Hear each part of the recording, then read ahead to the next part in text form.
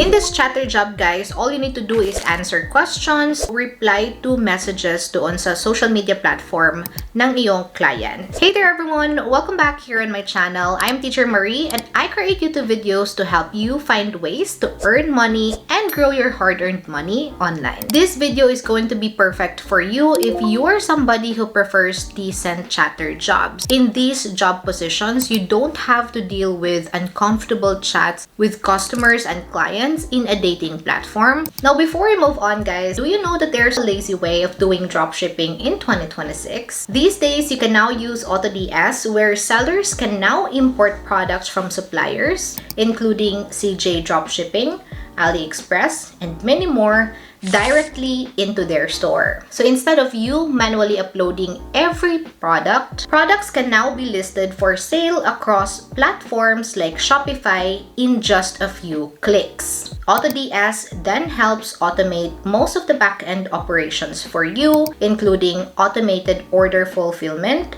automatic tracking updates, price optimization, and a centralized dashboard to monitor your entire business. But it doesn't stop there, guys, because with AutoDS, you get a wide selection of products to choose from without manual searching. So when I started using AutoDS, I stopped manually searching over the internet trying to scour data and products to sell. And that's because here at AutoDS, you get access to the trending products that are selling right now on social media, which shows you the proven bestsellers with their real-time analytics. So instead of you getting so stressed out trying to figure everything from looking for products, researching for data, trying to import products, look for suppliers, you can just connect your store with AutoDS and it will automate everything for you. So all you're left to do is to choose the right product, drive traffic just by analyzing the real-time data. Now, if you want to also get started with dropshipping, get access to a 3-day trial for only $1 when you sign up using the link in the description box of this video or in the comment section down below.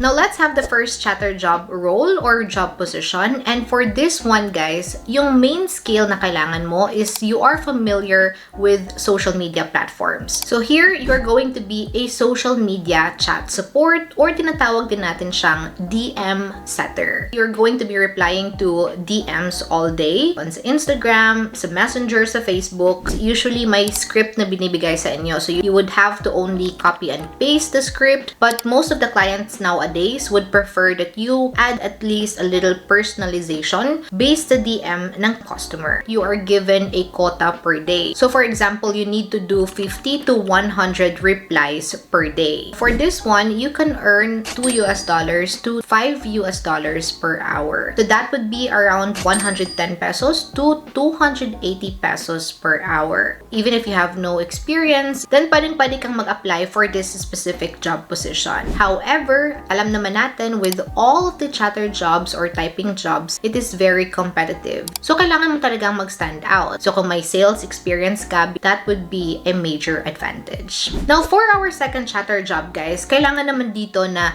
you are very patient and helpful when guiding customers through their technical issues and problems. So, this chatter job position is customer chat support agent. Now, in here, guys, is taga-reply ka pa rin, but you are going to be responding to tickets or customer tickets. You are also given a script, may template na ibibigay sa'yo. Again, kailangan pa rin ng personalization. Wala namang quota, but you have metrics. So once that you have dealt with a ticket, then your customer will rate your performance. It depends on the response rate, gaano ka kabilis nag-reply, and also the satisfaction rate. Were you able to help the customer successfully? Satisfied ba yung customer sa response mo? So if magaling ka mag-handle ng pressure, then perfect itong job position for you. Alright, so we are now down to our third chatter job position, and this one, you are going to be a community manager. So dito, guys, is taga-post ka naman doon sa group or community ng iyong client. And aside from that, guys, kailangan mo ring sagutin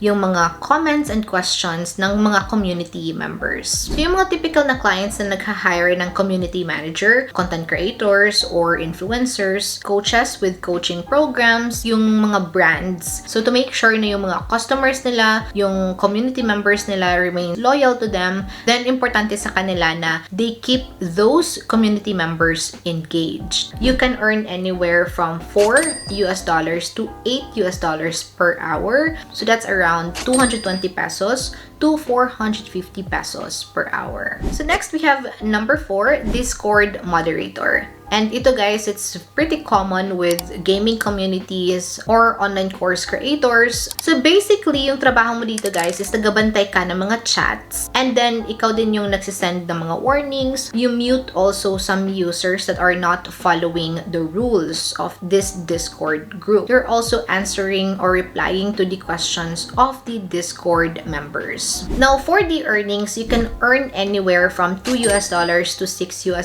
So depende siya sa niche actually. So that would be around 110 to 340 pesos per hour. So last but not the least guys, we have here number 5, live chat selling, or tinatawag din natin ditong website chat agent. So yung typical guys ng mga companies that are hiring these agents or chat agents are those e-commerce stores, those who owns Shopify stores, dropshipping stores, service-based businesses. So here you're going to be doing real-time chat sa website visitors. So mostly talaga yung task mo dito is mag-upsell habang kausap mo sila. So yung end goal is para makabenta ka or mabili ng customer yung product. So for this one guys, you can earn anywhere around $2 to $5 per hour. So that would be around 110 pesos to 280 pesos per hour. This is pretty similar actually with chat support, except you are going to sell instead of solve problems. The catch here guys is it's getting pretty competitive kasi yung demand ng mga chat agents, unlike before na wala pang AI, wala pang bots, is lesser now compared to then. Now sa ang platform nga ba, usually naka-hire yung mga companies or yung mga clients for these chatter job positions. So we have here Online Jobs PH, which is very common among Filipino freelancers, and then Upwork. We also have LinkedIn, Indeed. Now, aside from these, you can also go to Facebook groups. Now, importante lang talaga dito that you join the right Facebook group depending on your target niche. So, in summary, guys, is you have a clear target in your head kung ano nga ba yung klaseng client yung gusto mong katrabaho, anong klaseng role yung gusto mong pasukin. So, importante that you understand all of that. I will also be leaving some Facebook groups in the description box below or in the pinned comment in the comment section. So, that is all that I have for you in this video. Again, if you want me to make more videos like this, then click that thumbs up button, and do not forget to subscribe by clicking the subscribe button down below and the notification bell next to it. Now, make sure to drop a comment as well and tell me which among these chatter jobs are you interested in, or if my experience ka na with any of these chatter jobs, leave that also in the comment section. If you have any questions as well, then you can also leave it right there in the comment section. So that's it for now, and I will be seeing you guys in the next video. Bye!